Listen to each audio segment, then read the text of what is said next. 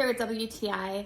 Now, I normally wouldn't be blown away by a mop, but this mop from Roco is seriously the coolest thing I've ever seen. So what makes this super special is that it divides your dirty water from your clean water. There's nothing worse than starting to mop your floor and your water immediately becomes gross, because obviously rinsing your mop into your clean water bucket kind of defeats the purpose. So with this one, you have this center area where you add your fresh water and your cleaning solution right through this hole.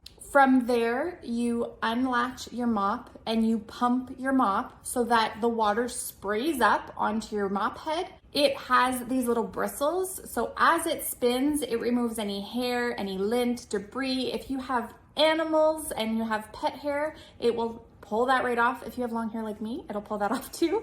And then your dirty water collects on this outside reservoir. Isn't that the coolest thing ever? It spins it nice and dry, so it's not sopping wet when you're using it. It comes with 4 different cloths, so lots of time to throw them in the wash. There's always lots to use.